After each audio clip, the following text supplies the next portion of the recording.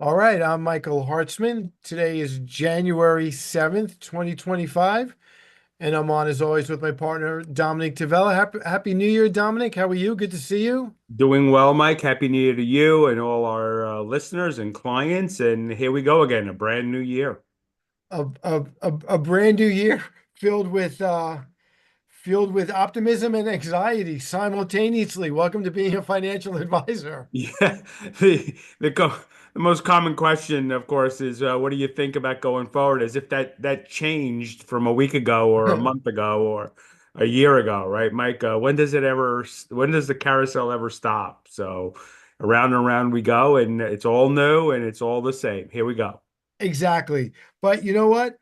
Let me quote the late great New York Mets announcer Bob Murphy, and let me give you the happy recap of 2024 because it was a productive year.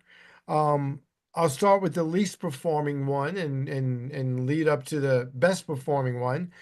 Dominic, the Dow Jones in 2024 was up 16.31%. The S&P 500 was up 28.06%, and the Nasdaq was up a very, very robust 35.44%. And a fun fact, the S&P was up 20% 2 years in a row for the first time since 1995 and 1996. So we can't take these 20% moves for granted. They don't happen back to back that often. Yeah, it's kind of a rare feat for the markets to be up 20% plus 2 years in a row. And you did bring up the dates back into the late 90s. And unfortunately, we ended up paying the price for that because there was a lot of speculation in that market. We don't quite see that in this market. And we certainly don't think a 20% 2025 is in the cards.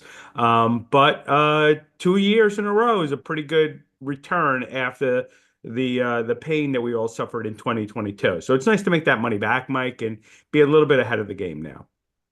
And look, as you said, here we are back on the merry-go-round a year ago. And I always like to ask clients when they call me up with, the headline of the day and the worry of the day, I say to them, what were we worried about a year ago? And more often than not, they don't remember, right?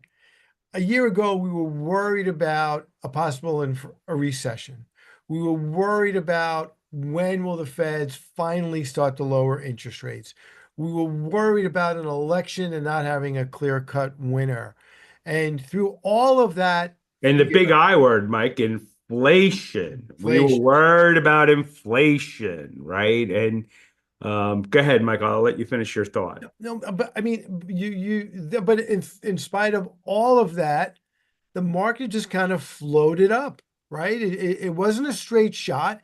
It just kind of crept along, and very quietly at the end of the year, here we are with this, a 28% gain, which is remarkable. Yeah, and we don't want to do a complete recap of last year, Mike, but it is stark how we literally was sitting here in January of 2024, and the average analyst, equity expert, economist, recession, that was their biggest fear. They were so afraid that Fed tightening policies had gone too far, the economy was too restrictive.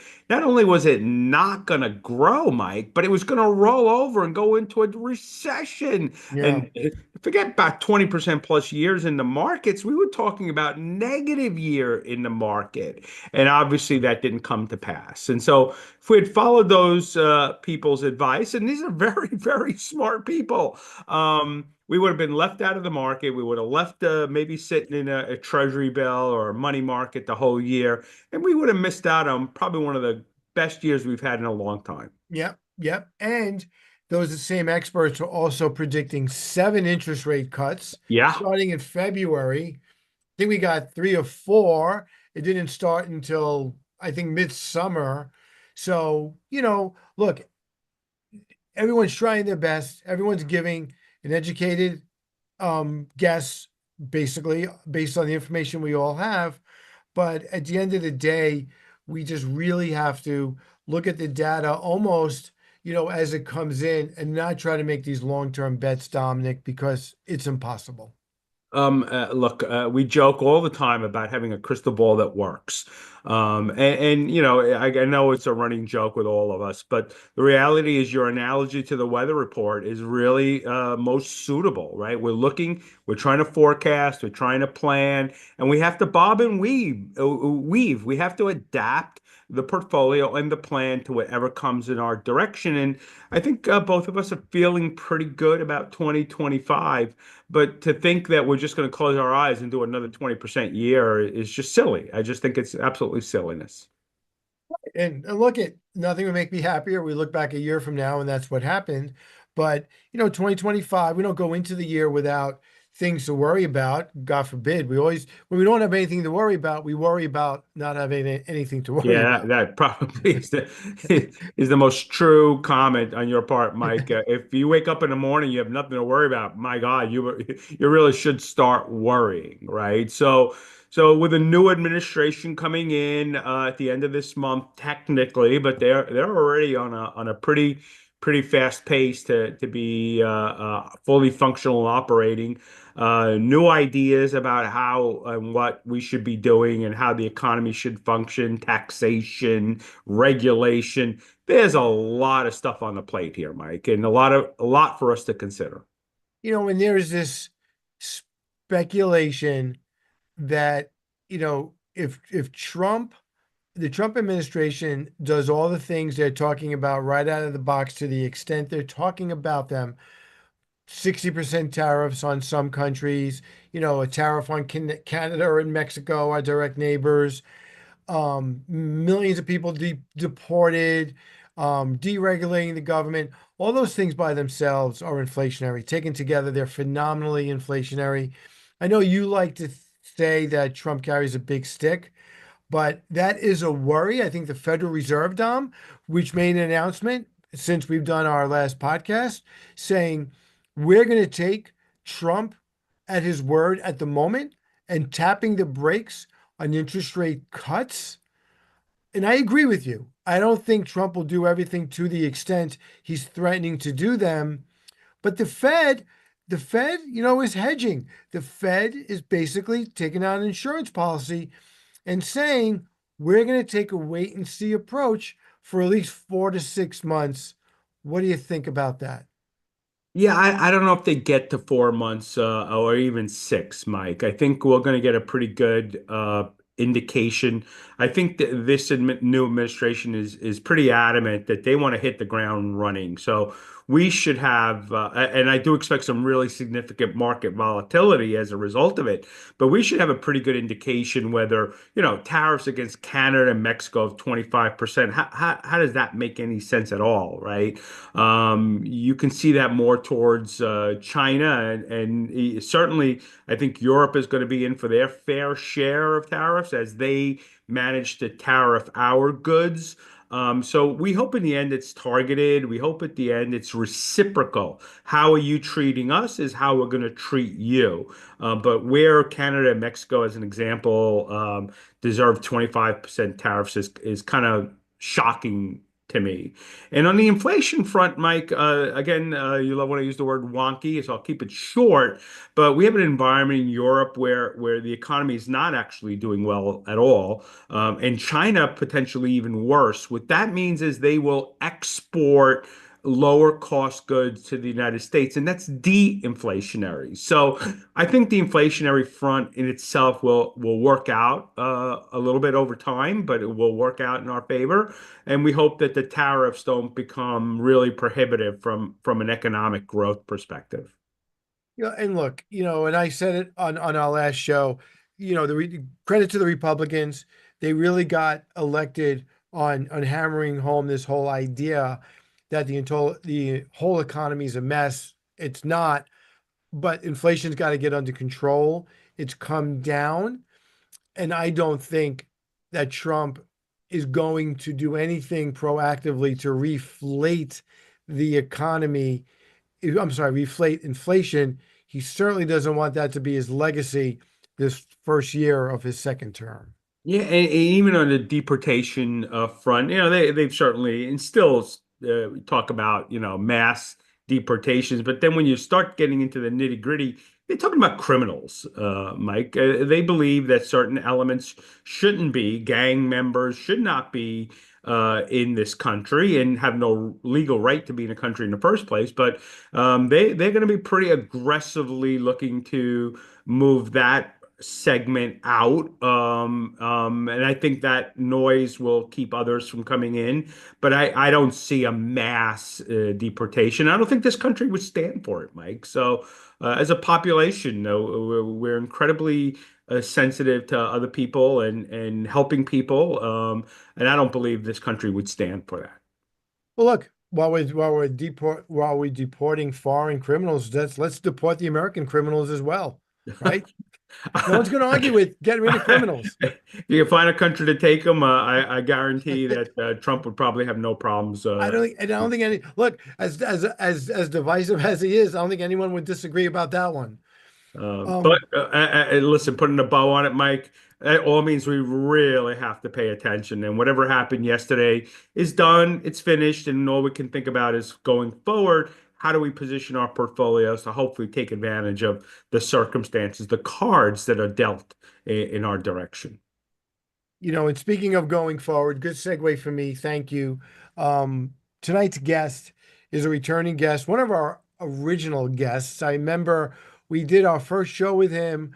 We were all in our basements. It was like towards the middle of COVID when we started the podcast, and we were all in our basements. And Harold wanted to make sure his dogs weren't barking. So I don't know. He could have been in his laundry room in the catacombs of his home, for all I know. But we have Harold Balachi, who's a friend of ours, who's a very successful trust and estate attorney on Long Island. And this is an important show tonight, Dom, not only to do an estate planning update, but all the estate tax laws are set to sunset at the end of this year. There's going to be a lot of ink spilled and a lot of talking heads talking about what Congress might do for the estate and tax laws. And we're going to get some input from Harold on, what he thinks might happen and maybe perhaps what he thinks should happen. And let's be honest, Mike, because we all kind of slip into this part of life where we're so busy with life and kids and grandkids and marriages, and God forbid you get to play around the golf, but we don't pay attention to those little details regarding our financial plan and beneficiaries and wills. So you're starting the year fresh. It's a good idea. Let's talk about it out loud on this show, and when we're done, let's all kind of pull out the pieces of paper and check and make sure everything is done correctly. Exactly. So let's take a break and we will be right back with Harold Balachi, attorney at law.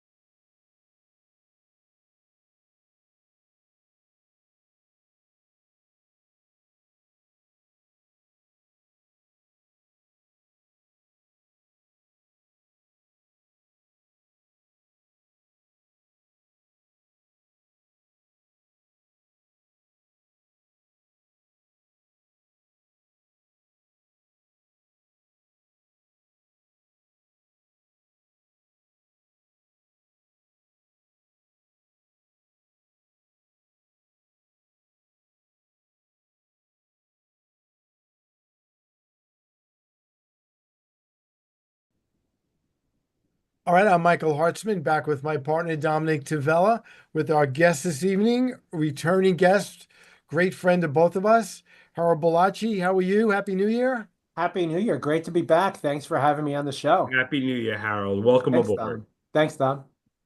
So, Harold, let's start with what you just said on the break as the to-do list. Dom alluded to it's a great time to kind of make sure all your paperwork is in order, all your beneficiaries are up to date, your executor is still alive, stuff like that.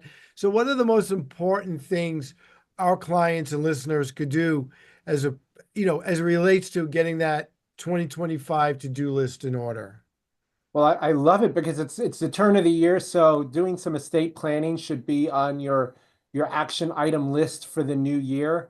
And for those who haven't done any planning, now's the opportunity. If you think you've done some planning in the past or you have done planning in the past, it's a great time to review your documents. Like Dom said, take the binder out of the drawer and make sure that your beneficiaries are current, the fiduciaries are current. But specifically, if you haven't done estate planning, or even if you have, get your affairs in order. Put the family playbook together.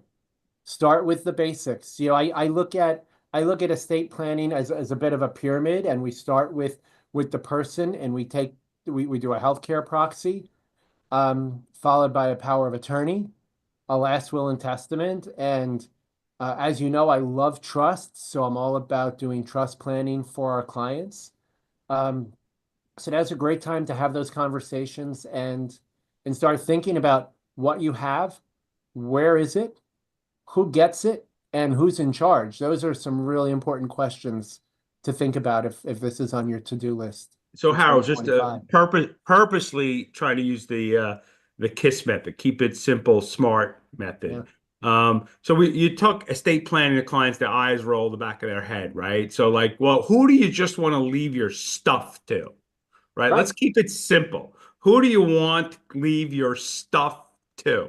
And like, well, I really haven't done any estate planning. Well, did you name beneficiaries on your IRAs? That's estate planning, right? Yep. Should we check it? Should we update it? And Once and a I year, you should do that, right? So let's go through some of the other items that you think people should be checking their beneficiaries on. Well, so I love that. I'm obsessed with beneficiary designations. I parrot you guys all the time. First thing you do after you consult with the attorney, call your advisor and say, who's the beneficiary on my IRA? Anything, your qualified, non-qualified accounts, bank accounts, because what happens is we go through the effort of doing the planning and you forget these little items, and you might as well have not signed your documents because that was the whole point. So check in on your healthcare proxy. Does it reflect your wishes regarding end of life care? A lot of people's thoughts about end of life care have changed and evolved after and during COVID, about the thought of being put on a ventilator. Very important. Healthcare proxies should not be overlooked. You want to write down important aspects of how you want to leave this world, really, and the type of care and treatment that you want. Um, where else do you have beneficiary designations, insurance How policy, about life insurance policy? checking accounts, life insurance, annuities, any of the instruments and products that Lebenthal offers, along with every other financial services firm, should be checked on. Savings accounts, joint accounts. I know together we've seen people leave beneficiaries on, and then someone goes and passes away, and their ex-husband is the beneficiary of the life insurance. And um, what do you do? And Great. and sorry, Mike. How about pension plans at work? People designate a spouse as the beneficiary of their pension plan, and they get divorced during a 20, 30, 40-year cycle, and they never update the beneficiary information. Absolutely. And as our work careers evolve and we go from firm to firm, you start your career when you're a young man, and who you're putting down as your beneficiary, your mom and dad probably. You got to go back and add spouses and kids and make sure that it's current and it runs with you.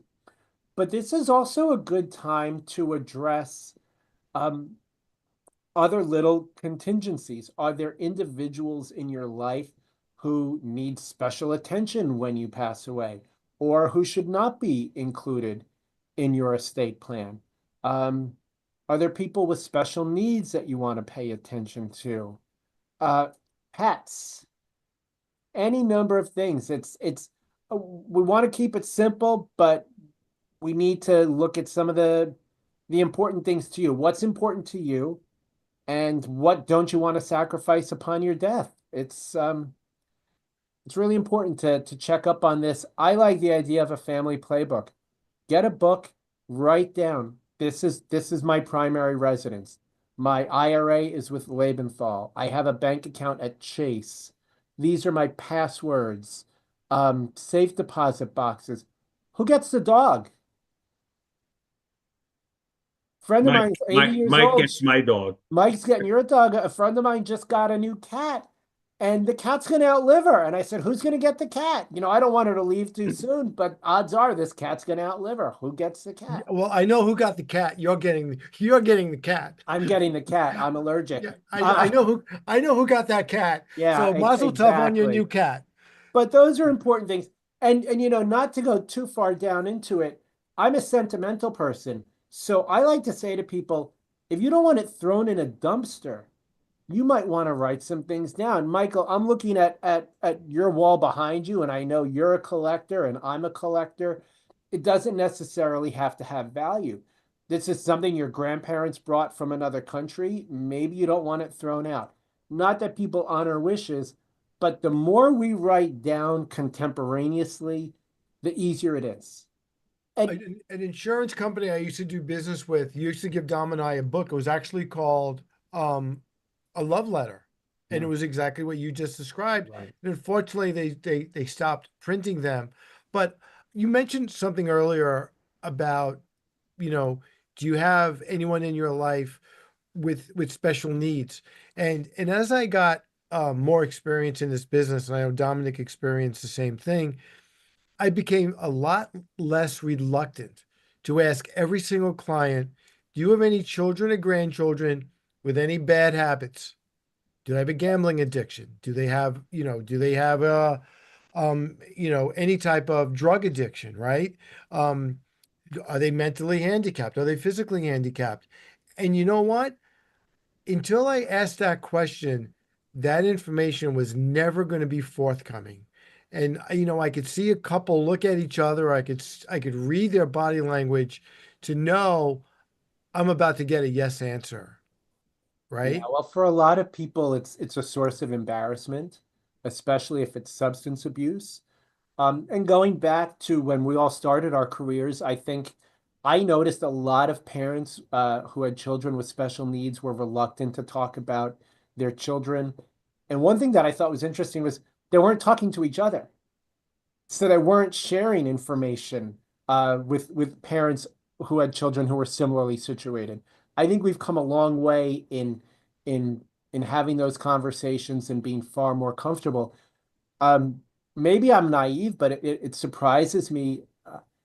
There are a lot of people with a lot of issues out there, a lot of adults with substance abuse issues, meant to your point, mental health issues, and that's okay, but they need to be taken care of.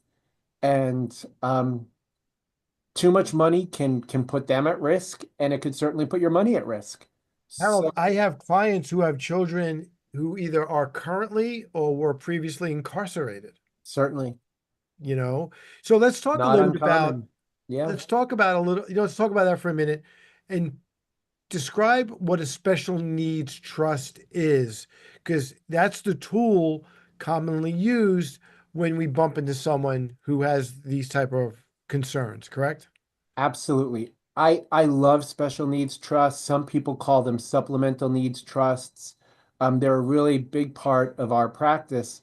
But so by definition, it's a trust whereby the person who creates the trust is allowed to set aside money for an individual who by definition may have a special need. And that category is extremely broad.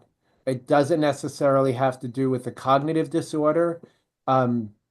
Anybody who's on some type of disability is considered to qualify for a special needs trust.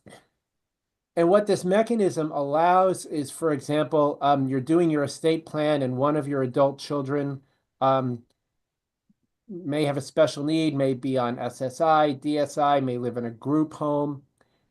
This allows you to leave money to that person without interfering with their entitlement benefits. So if somebody's on Medicaid, SSI, in a group home, you're allowed to leave money, and that money can be used to enhance their lifestyle.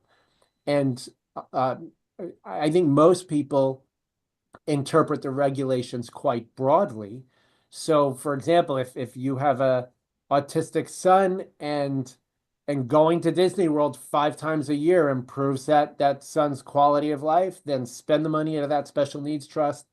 Anything that goes to benefit that person can you can use the money for any benefits. So it's very broad, but it protects the government benefits, and that's really important. And that's really the important point of that comment, right, Harold, is that sometimes you think you're doing a good thing and you want to leave something to your children or your grandchildren. And by doing that, in these cases, you actually would be jeopardizing benefits that the government would be providing them, whether it's not just a Social Security check, but housing and aids and assistance. So you don't want to put that benefit at risk. Well, and also for those of us who are saving and prudently trying to manage our money, during our lifetimes, we're so careful. Why risk that chunk of money in death? Because not only is it going to interfere with the beneficiary's benefits, the government's going to use that money. So that money's going to get spent one way or the other.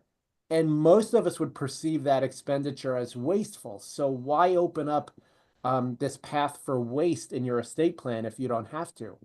And by the way, we should also say that these trusts, these special needs trusts, so you put money aside for an individual, that money then will pass after their death. So it also serves as a further mechanism to move money through the bloodline. So perhaps you give it to your son, and if your son doesn't have children, maybe when he passes, it goes to his sister or another relative. So it allows you to continue to control where that money goes after you've passed and after the beneficiary has passed.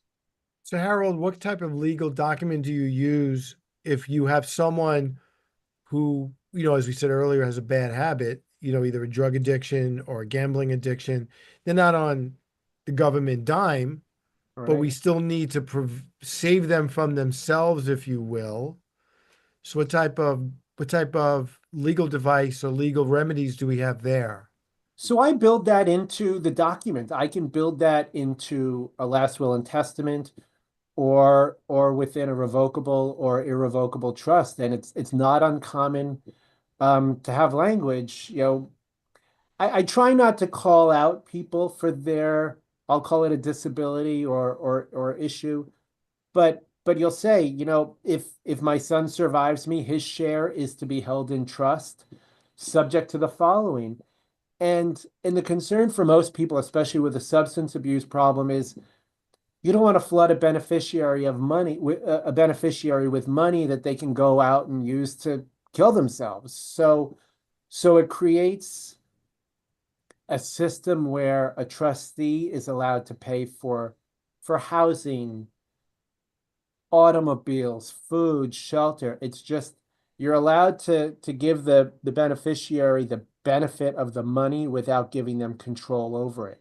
So we build that into the trust document, and it's a triggering item. And I'm always optimistic, and I say, look, this is how your wishes are today. Hopefully that person gets better and estate plans evolve. That's a really key point. And I think a part of our broader conversation is that we're talking about estate planning today as a to-do item, as an action item, but it's an evolutionary item. It's something that grows with you. To our point earlier, checking in on appointments of fiduciaries, people get better and maybe their money doesn't have to be restricted. So it gives the option to the trustee to say, okay, that guy got better. I think his parents will be okay if he gets his full inheritance today. So it evolves with you, and I have to tell you, it works. I've been doing this long enough that I've seen people inherit this way, and for the most part, it works. So, Harold, just to continue growing this discussion, I have, I'm sure you do as well, my clients where the children just aren't, they don't have issues, they're not dealing with abuse, but they're not fiscally responsible. Some of our clients have a very substantial net worth, and leaving somebody who's not good with money, tens of millions of dollars, may not be the smartest thing to do. Yeah. So you're restricted. So we talk a lot about minor beneficiary provisions in estate planning. And it's interesting, the definition of a minor under a minor beneficiary provision, for some people, that age goes up to 40 or 45. I have people say, I don't want my kid to get anything, or I don't want my kid to have control until he's 45. Boy, 45 that's not young. But so you dole it out over time, you put people on an allowance. Um, you give it out in increments when people reach certain ages or achieve certain goals. Some of my clients, when they're talking about leaving money to people, okay, when you have a 4-year degree, you get 20% of the trust asset. When you get married and you want to buy a house, you get another 20%. So that's how you really mitigate overspending by people who just aren't prudent, because we've seen plenty of scenarios where people inherit a few $1 million, and 18 months later they're calling us up saying, isn't there any money left? Yeah, No, we've we seen that. spent it all. We've Yeah, I seen mean, we've that. seen that. We've seen people go through millions in short order. And it's sad. It really is. Harold, the most common question that we get, and I'm sure you get it as well, which I want to ask you before we go to a break. What is the difference between a revocable and an irrevocable trust? It's my favorite question and one of my favorite subjects, as you know. So by definition, their titles give you what they mean. By definition, a revocable trust is a trust that you create and that you manage. So the analogy I make is it's like having the Hartzman family company, and Michael's the president, and um, he set up a succession plan so that when you're not president anymore, who the next president is. They're tremendous vehicles for managing family assets, for acquiring real estate, either in one state or multiple states. And the beauty of revocable trust, of all trusts, is there will substitutes. So what does that mean? They supersede your last will and testament. They avoid probate in your primary jurisdiction and possibly ancillary probate if you have assets in other states. So I love revocable trust for that reason. They're great devices to consolidate your assets and create a brilliant succession plan. And I can be as detailed as the client wants. Some clients put very specific restrictions on money, and some are very broad. Um, the other trust that's most commonly used, as you said, is an irrevocable trust. And that's a trust where you're not in charge, where you have appointed somebody else to be in charge of the family company. Um, and the idea of that is you're transferring these assets over to a trustee. And in most cases, the trustee that people select is usually one of their children, because the children are usually their beneficiaries anyway.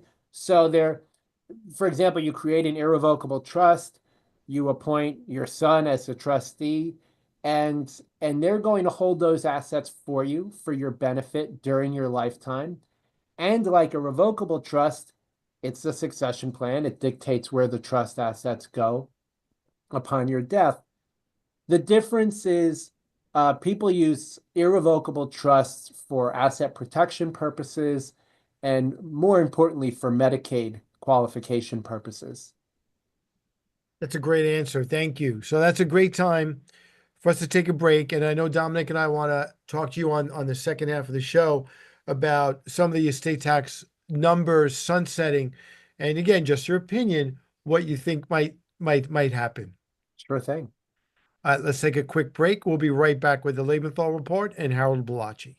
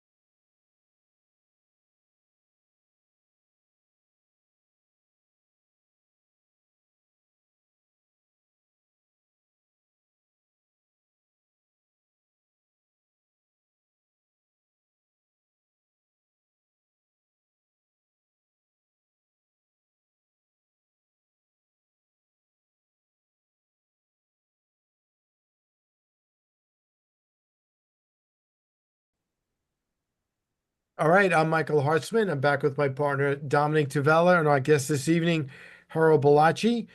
Dominic, I'm going to throw to you. I know you're anxious to ask Harold about some of the goings on at the end of this year as the estate tax laws are scheduled to sunset at the end of the year. Yeah, and a great unknown, right, Mike? So under, I believe it was under the prior Trump administration, they gave us some pretty liberal, we call them estate taxes. I think most clients know them as death taxes.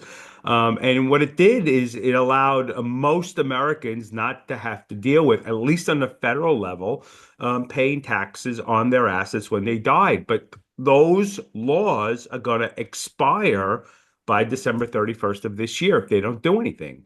So, what are we looking at here, Harold? This could be pretty dramatic, could be pretty scary stuff. It could be very scary stuff because if they don't do anything, it's going to cost a lot of Americans a lot of money when they pass away. I was just thinking as you were introducing the segment, you're thinking back to when I started my career when New York, I think their estate tax, our estate tax exemption was 600 or 800,000 Yeah, about dollars. 600,000 Yeah, there. And six. if you owned a nice home in Nassau County, you were getting hit with an estate tax event in New York, and it's quite punishing for a lot of people, and surprising for a lot of people because to have a $600,000 home, most people didn't think, oh, God, I'm that rich that I have to pay an estate tax on that. But thankfully, New York caught on and it has been a little bit more generous in upping their exemptions. Just for your listeners' edification, currently for 2025, the federal estate tax exemption is 14 million per person. So that's 28 million per couple, which is I think fairly generous. I don't know how many Americans would fit in that category. And in New York State, it's going up to 7.17 million um, for 2025. So you'll see that New York is about half the federal level. And it's always interesting to try to speculate on what legislators will do. And I'm always fascinated at how interested people are in the estate tax. Even though most of us don't have to pay it, it's something that we're interested in. It's something most people don't like. Aspirationally, we all think we're going to be rich and we don't want to be taxed more if and when we become rich. So I think it's something that a lot of people put too much energy into thinking about. Uh, but in saying that, I would say there's a certain segment of our population that should give it some very, very serious consideration. Um, Regrettably, I've seen clients pay millions of dollars in estate taxes, um, generally because somebody who went before them didn't do proper planning. And look, some people are just so rich that there's nothing they can do to Yeah, but avoid estate tax. Harold, and I don't want to jump on Mike's commentary here, but you mentioned a house in Nassau County or Suffolk County, but think about their house, think about their IRA accounts, their investment portfolios, the value of their businesses. I mean, I can go on, right? The idea that people are like, well, I'm not really that wealthy, but on paper, it may not be that hard to get to $5 to $10 million of net worth. Mike, you want to jump on that one? Well, Dom, what did we say? What did we say in the beginning of the show? The stock market's been up 20% 2 years in a row. Dom, how many portfolios do we manage where clients have $4, 5, $6 million with us You know, just in the stock market? again, think of, and I'm not even talking about the super rich, right? We're just talking about what I think to be, good, high quality, earning, blue collar, white collar people that we work for a living, right? And Yeah. the value of your home has gone up, and the value of your 401k and your portfolio has gone up. And I come back to this idea of a small business owner. The value of your business has gone up. And somebody passes away, and I know you've heard it, Harold, where the children are like, I didn't think my parents were that wealthy. Right. They've lived in the same Levitt Cape for 60 years. Dad never bought a new car, and he's got $12 million. Well, yeah, because he worked and the business evolved. And one of my favorite things is to meet with people, and I'm sure you do this all the time, but people are so humble. I'll look across the table and say, you got a few $1 million. You're doing all right. Oh, no, no, no. Add it up. Add up. You have 750 in an IRA, $1 million house.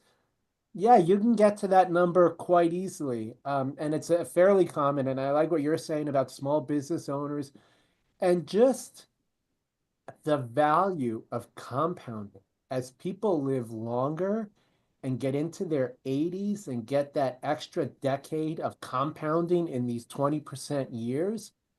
Yeah, you have a lot of people with a lot of wealth out there, and as we keep saying, I want your family to keep as much of your money as you can when you pass. So planning prudently is a good thing to do. So perhaps we should talk about some tax mitigation strategies, unless you want to talk about speculation first.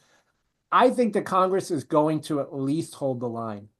I think, as we said, this is an issue people attach themselves to, even if they have no chance of getting to that level.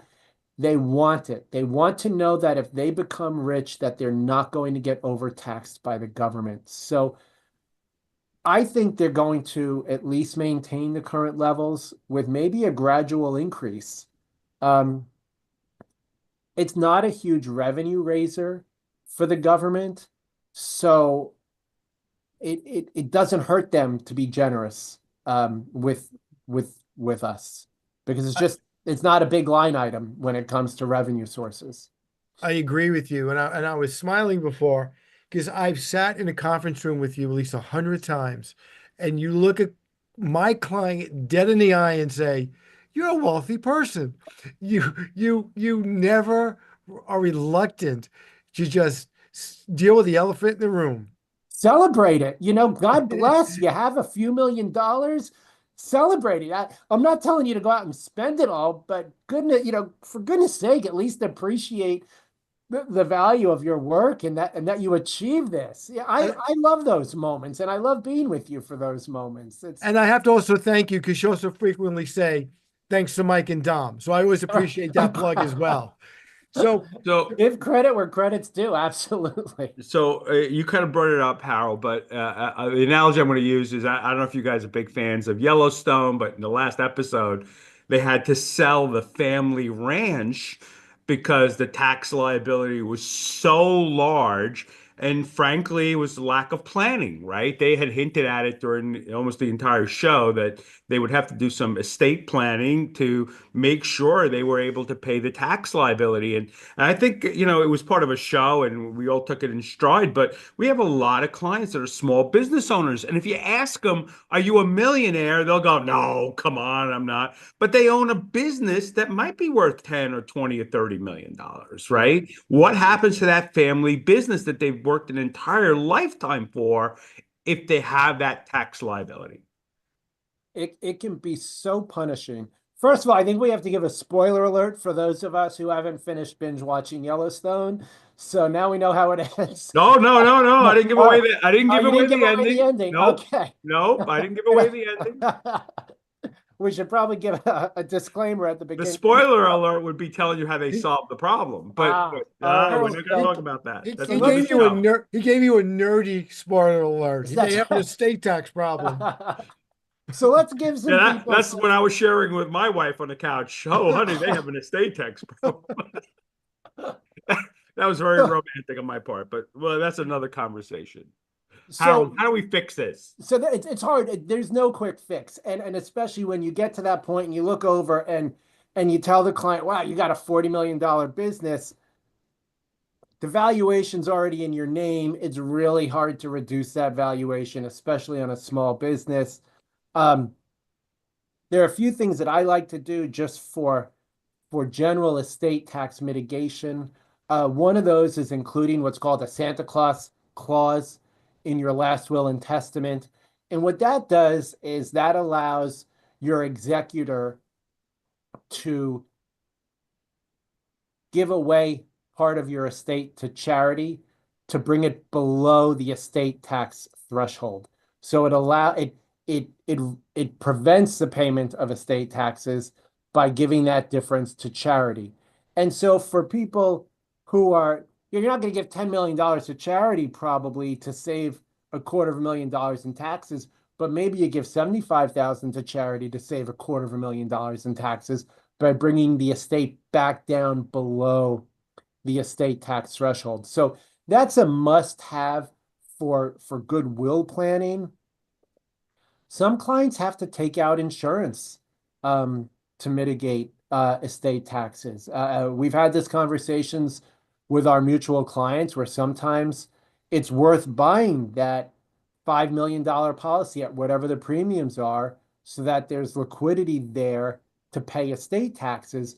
Because what happens if there's no liquidity? Then you're selling assets, possibly experiencing capital gains tax events, and it just turns into this vicious cycle of waste.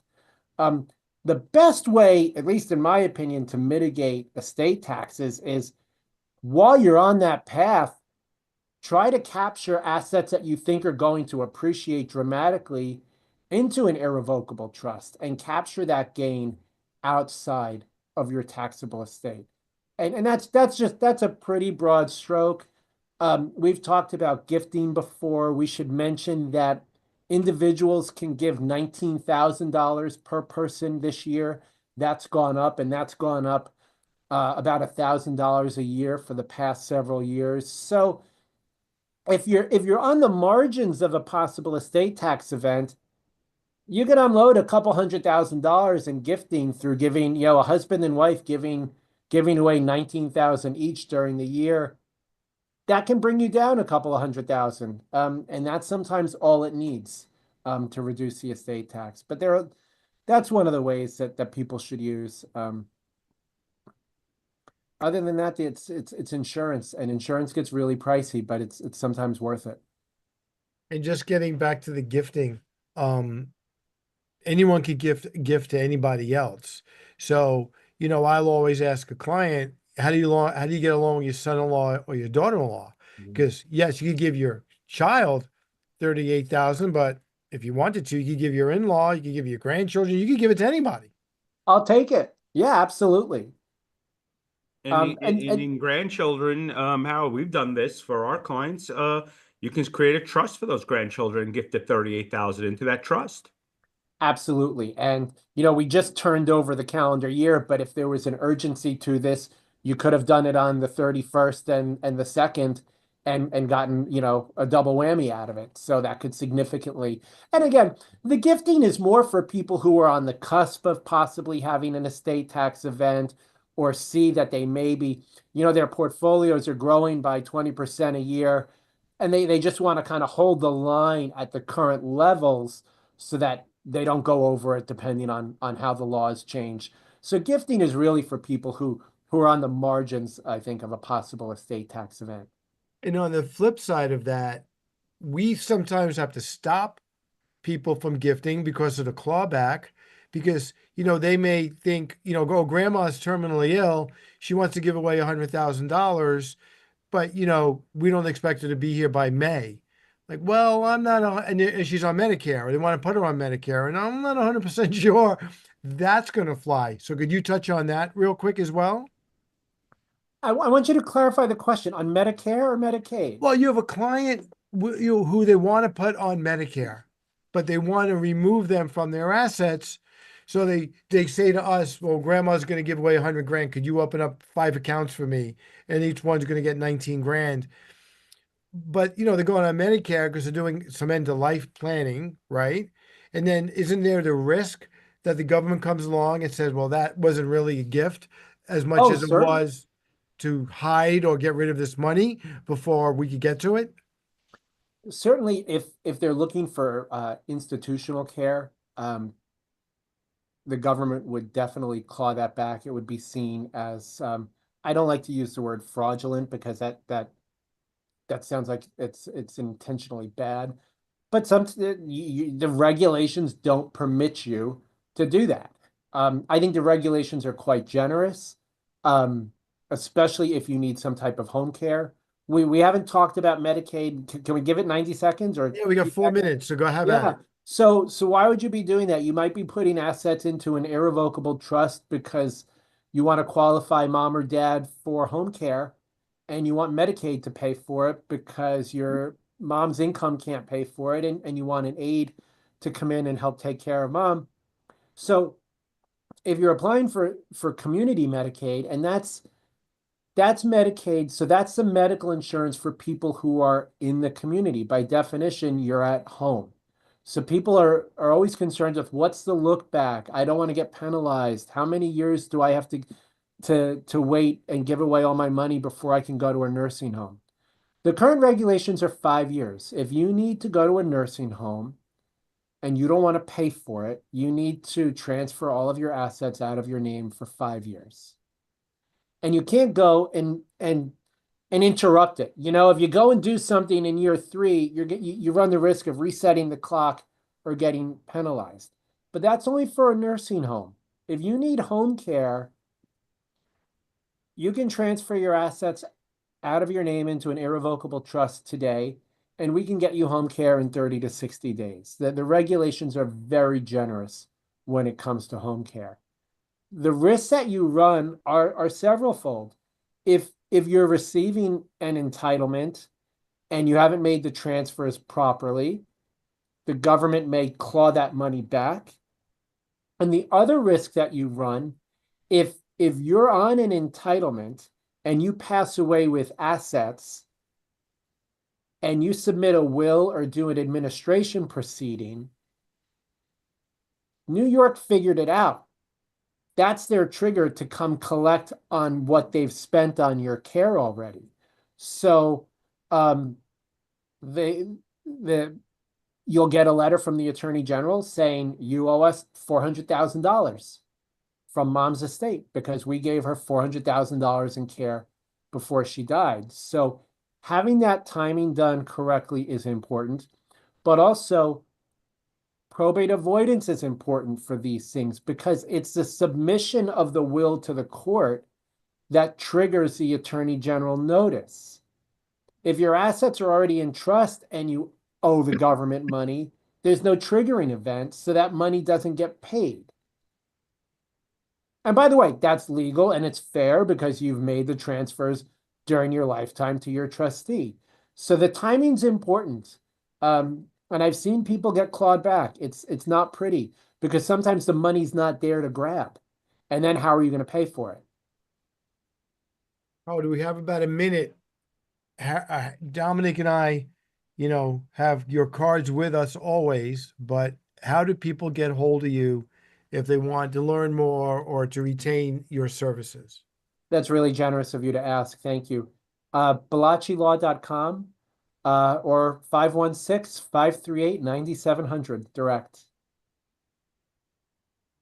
Dom, anything else you want to close Yeah, with? I'd like to put a cherry on the cake here, and that's just pull out your documents. It's really not that hard. Find the will at the back of the drawer, open it up, read it, look who your executor or executrix is, look who your beneficiaries are, and if it's all good, put it back in the drawer. But if it's not, pick up the phone, call one of us, and we'll happily guide you on how to get it updated. The worst thing to happen is you come in and I say, this looks great. You're in good shape. Keep in touch. I love those conversations too. I like to see, it gives me great pleasure to see that people have done good planning, regardless of who's done it. Yeah, absolutely. Well, you guys have definitely put a cherry on it. Harold, thank you very much for helping us kick off our 2025 podcast series of the Lebenthal Report. Great to be on. Thanks for having me. Happy New Year, everybody. Happy New Year, all. Happy New Year, everyone. And Dominic and I will be back next week with another edition of the Lebenthal Report. Have a good night, everyone. Good night, all. Night, guys.